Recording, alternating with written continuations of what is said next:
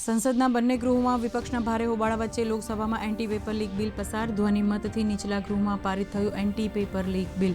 લોકસભાની કાર્યવાહી ગુરુવાર સુધી કરાઈ સ્થગિત.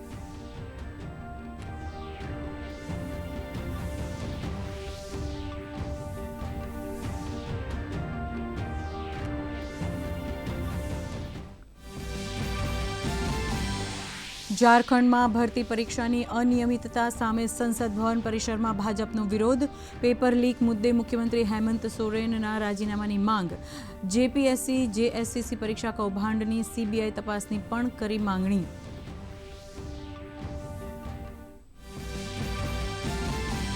નીટ યુજી 2026 પેપર લીક મામલે સીબીઆઈની ચાર્જશીટ પર 3 ઓગસ્ટે થશે સુનાવણી. સ્પેશિયલ ફાસ્ટ ટ્રેક કોર્ટે સુનાવણી માટે તારીખ કરી નક્કી. કોર્ટે ચાર્જશીટ સાથે દસ્તાવેજો જોડવા માટે સમય ફાળવ્યો. વી.કે. પાઠક અને અર્જુન આનંદ સંભાળશે પબ્લિક પ્રોસિક્યુટરની ભૂમિકા. દેશમાં વરસાદનો દોર યથાવત. છત્તીસગઢ, પૂર્વ મધ્યપ્રદેશ અને વિદર્ભમાં આગામી 2 દિવસ મુશળધાર વરસાદનું રેડ એલર્ટ. મધ્યપ્રદેશ અને ગુજરાતમાં ભારે વરસાદની સંભાવના. ઓડિશામાં વરસાદના કારણે અનેક ક્ષેત્રોમાં પૂરનો કહેર. સાવચેતી રાખવા અપીલ. ગુજરાતમાં આવતીકાલથી વધશે ફરી વરસાદનું જોર. 31 જુલાઈએ ભારેથી અતિભારે વરસાદની આગાહી. અમદાવાદ, આણંદ, વડોદરા, ડાંગ અને તાપીમાં અતિભારે વરસાદની શક્યતા. આજે 30થી વધુ તાલુકાઓમાં છૂટાછવાયા ઝાપટા.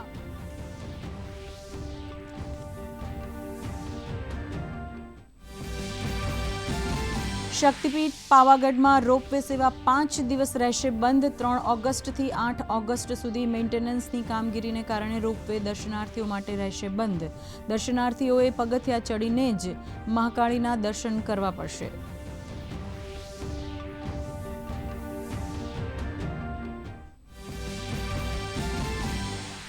ગુરુ પૂર્ણિમા પર્વે રાજ્યભરના મંદિરો અને આશ્રમોમાં શિષ્યોની ભીડ. મુખ્યમંત્રી ભૂપેન્દ્ર પટેલે શામળાજીમાં સંત સુરમલદાસજીના કર્યા દર્શન. જામનગરના વિવિધ આશ્રમોમાં મંત્રી રીવાબા જાડેજાએ કરી ઉજવણી. તો અંબાજી અને નડિયાદમાં ગુરુ પૂર્ણિમા નિમિત્તે ભક્તો ઉમટ્યા. ગુજરાત બન્યું દેશનું પ્રથમ ડિજિટલ સર્વગ્રાહી પ્રગતિ પત્રક અમલ કરનાર રાજ્ય.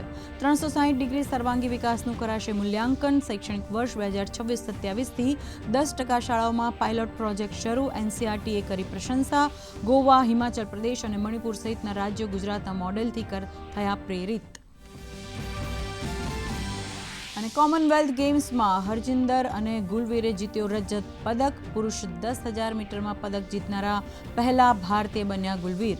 મુક્કેબાજોમાં 3 અન્ય પદક થયા પાક્કા. તો નાયબ મુખ્યમંત્રી હર્ષ સંઘવીએ ગ્લાસગોથી કહ્યું 2030ની યજમાની માટે ગુજરાત સજ્જ.